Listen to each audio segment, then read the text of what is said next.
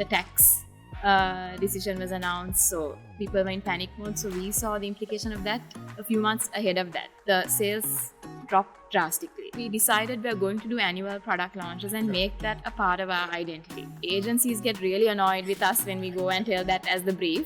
Where we see the most return is on digital. Yeah. This year it felt like you had a story to tell.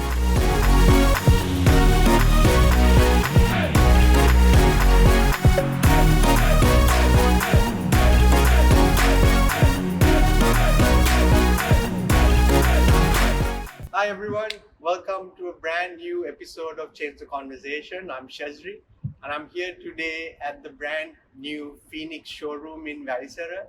With me is Anam Omar, the Executive Director at Phoenix Industries. Anam, we go way back.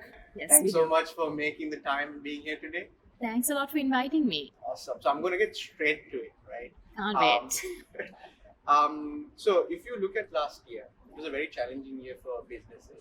And I can count in my hand the number of businesses who are still aggressive in their innovation, marketing efforts, and so on. Phoenix was one of them. That means a lot to hear. Take me through the last 12 months. What was it like? What inspired the change? Just take me through that. Sure. The last 12 months have been challenging. So I think if we roll back towards January, that's when the tax decision was announced. So people were in panic mode. So we saw the implication of that a few months ahead of that. So I think around September 2022, the sales dropped drastically. So it's been I think we just saw an uptake in the last 2 months. So that's been a long period of just survival mode, so to speak. So it's been challenging. I keep saying that I've grown more white hairs in the last 12 months than I think I've grown it ahead of time also in the last 12 months. So that it's been stressful from a business landscape, but the thing that's been keeping us going and what gets me excited every day is the new stuff that we've been trying to do through it all. So everyone that knows me, I don't know if we've spoken about this before, but I love product. That's what gets me excited. That's why I joined Phoenix. Because, if you look at it, it's physical products. So that is why I wake up every day in the morning. So we put a lot of effort into that. So in 2023, we launched a new product line. Some of those products are here. Slip it in there, yeah? Yeah. There'll be a few more of those. I'll try to be as subtle as possible. But from 2022, we decided we're going to do annual product launches and make that a part of our identity. So the second one was done last year in January. And some of our best products to date came out of that launch. So this is one of them. So one thing I've noticed, you've had product launches. And Yeah. You can correct me if I'm wrong. Yeah. But I don't feel like in this magnitude. Yeah. This year, it felt like you had a story to tell. Yeah. And if you just look around your branding, your messaging, the content you put, it's very different. What is that message you want to take to the public? What do you want to resonate with the public? And so on. It's good to hear that you've noticed it because it's actually not something we started last year. But I think people have been seeing it more starting from last year. Our first launch was in 2022 and this showroom we started 4 years ago, the upgrade. So it's been a long haul journey to get to where we are here today. But I guess that doesn't come across when we just launch. It seems like it just happened overnight. So the start of it would be when we decided to change our logo from a branding and communication standpoint. That was in 2020. We said we want a long form logo. We had the diamond, which didn't really work on a lot of products. So we changed that. It was a very soft launch. We just did an internal launch and just changed it. When we were printing new packing materials, we would print the new one with that. So it was a very passive launch. And then our launches became more and more aggressive, with time. So it wasn't a one go overnight change. And with that, we said our entire ethos is going to be designed for life. So that's really what we're trying to get out into the world. And what does design for life mean? That Phoenix is for everybody. So I think agencies get really annoyed with us when we go and tell that as the brief, because we don't have a target market. We don't say age group, male, female. It's everybody. Nightmare in terms of a Yeah, task. yeah. But really, that's where we're trying to approach it from. So, Fluid. yeah, yeah. And so, yeah, that. And in terms of messaging, so we come up with the products, and then the next part is okay, how do we communicate this to the world? So, since we said we are designed for life, designed for everybody, we try not to use much language because Sri Lanka, we have 3 languages. So we were struggling to pick 1 or 2, and we thought having all 3 is a bit cluttered. So we said we're going to be a visual brand. That's how the story of really creating powerful imagery started. So that's really what we try to do. We have figured out the lineup of products, then figure out what is going to be the hero picture for each product, and then we go and shoot it. That's That makes sense. So just want to talk about some of your marketing efforts. One thing that really caught my eye is your brand's efforts to connect with pop culture. One thing that comes to mind is the association with Nadagama. I think that was brilliant. I think you also put a lot of effort with design festivals and so on. Just take me through that. Why that connection, that collaboration? How does that fit in with your brand and so on? Sure. So Nadagama, I'll have to give credit to Tarindu, our marketing manager. So that had nothing to do. There is a core group that decides what the annual activity plan should be. That was not a part of the plan, but we are also. I like to think I give free rein when required. I hope anyone that's listening will agree that works with me. But there is a really young team, so everyone on the marketing team is younger than me, and they have free reign to a certain extent on what happens. So I believe that they are more in touch with what's going on, and they all know what we do at Phoenix. So whenever they have an idea, if we can afford it, we try to do it. So now the Gama was all them. It's the young team that drove it, and that was really cool for us to see our chairs at an event like that. So it worked out really well. So yeah, I think the youth in the team is really what keeps us close to pop culture in that sense. I can't take credit for that. What about the association with the design community? Yes. I think that's a very strong association. Yes, that started recently as well because we realized our current target market was masses, and that's really where we still want to be. That's for sure not going to change. But we felt that we could tap into a different market that we were not present in before. So that's how we said we are designing products that would fit into a more curated space. So started looking at architects and the few design schools that we have, and started reaching out to them, having conversations, and then let it materialize that way. But there is a focused effort to link up more with interior designers and architects around the country. Very cool. I want to put you in the spot a bit. See, you got fluctuating material prices. Yeah. You got reducing income levels, especially that core middle income segment. You got import restrictions being lifted, cheaper products coming into market. What's keeping you up at night other than your coffee addiction, of course? Yeah. What's giving you sleepless nights? I've always been I think I wouldn't say toxic positivity, but I've been positive when it comes to work. I have to tell myself things are going to improve. So I've told myself the story that in the next 6 months it's going to improve. So now we are 3 years of next 6 months. But I still believe it because I think Sri Lanka has to come out of it at some point. There's a few things that keep me up at night. One is we're losing a lot of good people that are just going abroad, a lot of young people. Not anyone specific at Phoenix that we've lost per se, but I mean it more as a country. And I think industries are really going to feel that pain in a few years because I think the smartest, best layer of young generations have already left and are continuing to leave. So that's, I think, really, really sad for the country. I hope that they come back when Sri Lanka does better in a few years, but we'll see how that goes. So that, and there are a few segments that we started recently.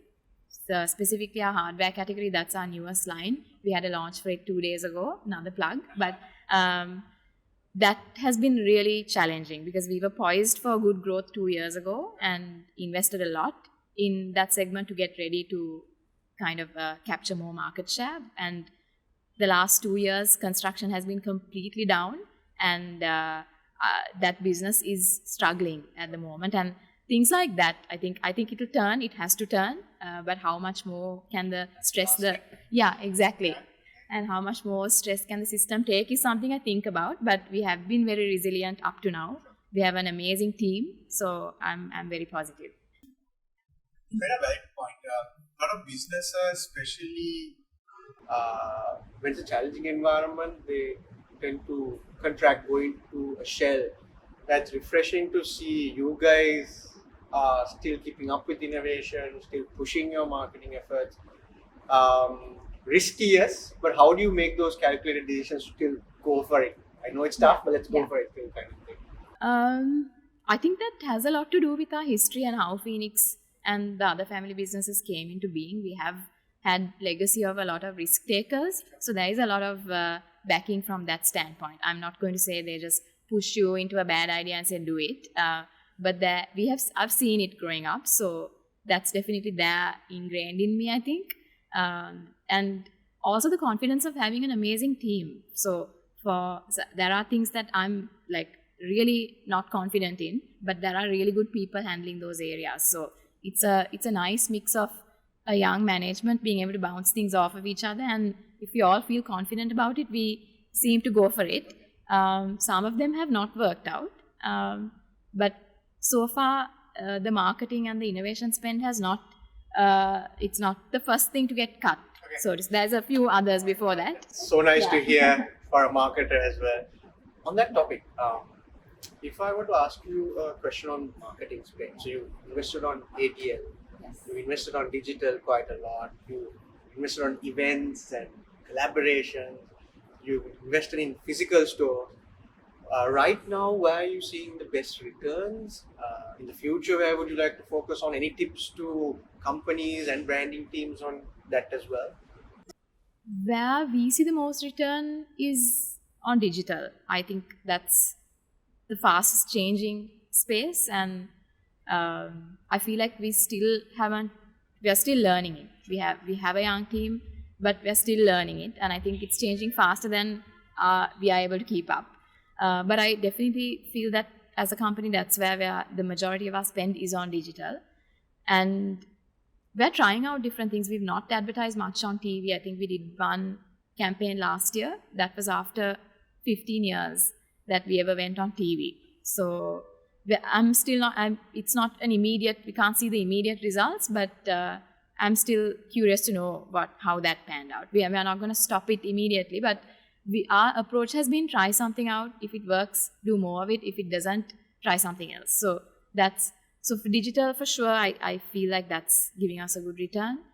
Our physical spaces are the best way to get our brand across. So we hope to open a few more, but we'll never have 100, 200 stores in Sri Lanka. That's not something we envision at the moment. But we might have a few bigger locations in some key areas across the country. So, yeah. Talking a bit about you. So you started as an engineer. Then I think you led the design team at Phoenix Industries. And then now as an executive director, broader scope, leading the direction of the company. What was the learning curve like on those roles leading up to this? What is it like right now? Basically directing the company and so on. Just your thoughts on that. It took me a while to figure out that at this level, it's really about your team and the people around you and how connected you are and how connected they feel to the mission. I mean, I've read about it, I've heard people talk about it, but when I was in it, it took me a while to figure that out so clearly. So that's, I think, end of the day, it comes down to that. How connected do people feel with the things that we are making and taking out to the market? So it's for me, it's been something that I've really focused on to create a team that really feels connected to our mission. That was a challenge in the beginning because my work personality is quite type A, I would say. But I bring that only to work, I hope. So that and I had to really learn patience to so that was more on the softer side. But from a technical standpoint, I had never had any finance learning in a formal way whatsoever. I was probably okay at maths, and that ended at that. So that was something that I had to pick up. So I had to do a few external sessions on that, and it's something I'm still learning. It's not my strong suit, but we do have a good team looking at that. So that's that I would say is the biggest skill in that sense that I had to learn and pick up along the way. Thank you so much for sharing that. One last question about the general direction of the company. Where do you see Phoenix in the next 5 to 10 years? What are those new products that you hope to launch? Are you going to double down on your export efforts and so on? Any thoughts on that over the next 5 to 10 years of Phoenix? And where you want to take the company? Yeah, export is definitely a focus. When I joined, it was to create a product line that would be exportable and eventually transform the company. That was the whole mandate that I had and gave myself. And it's been exciting. We started seriously only 2 years ago, and there has been a lot of traction. Still, it's a very small part of the overall business. You're looking at the Asian market, or? We are looking everywhere, but we've started more with the region. So we have a pretty good distributor in Dubai. I think it's a consistent order. It's small, but it's consistent. And all the way to Puerto Rico as well. So it's a bit random. But wherever we make a connection, we try to see it through. And so at the moment, we're exporting to 8 countries. And really that's where the focus is going to be, to create new product that is exportable and eventually make it an export-oriented company rather than being heavily local market-oriented. So that's, yeah. Thanks so much for sharing the inspiration behind the brand. Hopefully it'll grow not only as a Sri Lankan company, but as a global company as well. So thank you so much for taking the time. Thanks a lot for having me. Pleasure. So we'll be back next week with another business leader who is shaping Sri Lanka as well as the global marketplace as well. We'll see you there.